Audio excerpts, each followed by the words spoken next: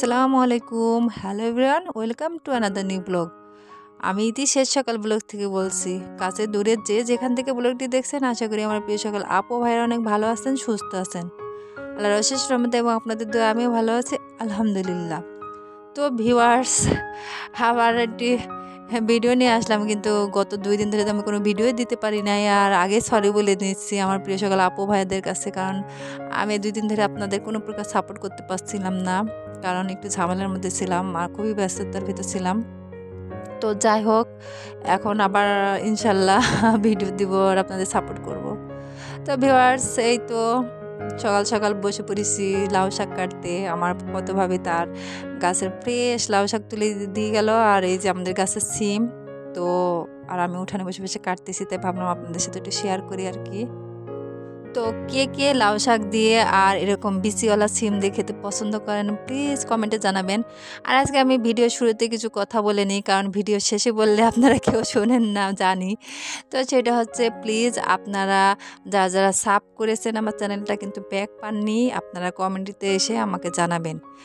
আর কেউ সাব না করে সাব করছেন এই কথাটা বলবেন না প্লিজ। আর আপনারা কেউ কমেন্টে এসে এই কথাটা বলবেন না, অনুরোধ রইল প্লিজ।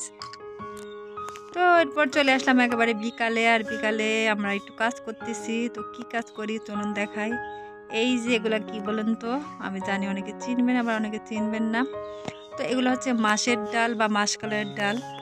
আর এই হচ্ছে ডালটাকে কাঁচাই বাজার থেকে কিনে নিয়ে আসা হয়েছিল, তো সেই ডালটাকে ভিজিয়ে রাখা হয়েছিল আর কি।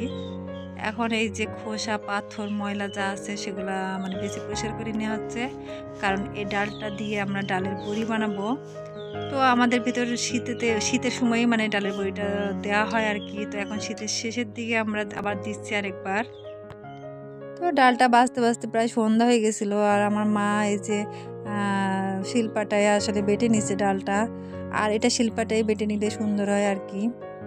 তো আমার প্রিয় সকল আপু ভাইয়ারা কে কে ডালের বড়ি বানাতে পারেন বলুন তো।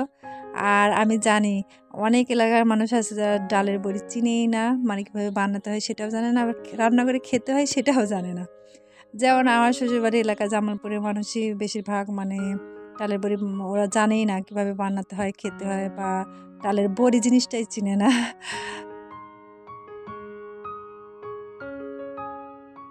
তো ভিউয়ার্স, পরের দিন সকালবেলা এই যে ডালের বড়ি বসাতে চলে আসলাম আমরা ছাদের উপর। আর এটা হচ্ছে আমার কাকিদের বাসায় আর কি, আমার কাকি বসাই দিচ্ছে। আমার মা এই যে মানে আমরা বলি ফেনানো, এটাকে ফেনানো বলি।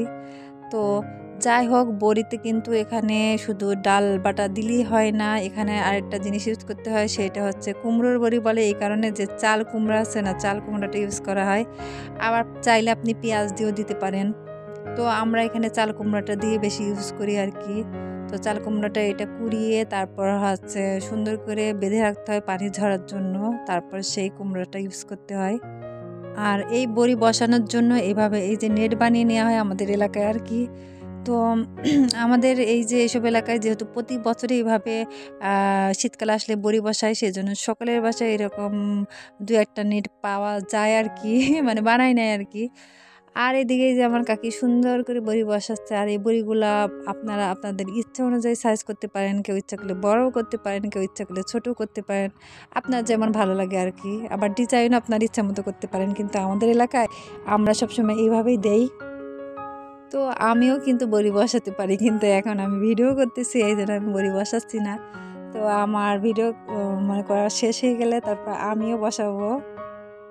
আর এই যে এটা হচ্ছে আমাদের এলাকা, এটা হচ্ছে আমার কাকিদের বাসা, আপনাদের সাথে একটু শেয়ার করলাম। তো বড়িগুলো সব এভাবে বসানো হয়ে গেলে 2 থেকে 3 দিন রোদে ভালোভাবে শুকিয়ে নিলে আমার বড়ি দেওয়া কমপ্লিট হয়ে যাবে। তো আমার প্রিয় সকল আপু ও ভাইয়ারা, আমার আজকের ভিডিওটি কেমন লাগলো কমেন্টে জানাতে কেউ প্লিজ ভুলবেন না। আর আরেকটা কথা, প্লিজ লাইক না দিয়ে থাকলে এখনই একটি লাইক দিয়ে দেন। আর সকলে ভালো থাকবেন, সুস্থ থাকবেন, দেখা হবে নেক্সট ভিডিওতে। আল্লাহ হাফেজ, আসসালামু আলাইকুম।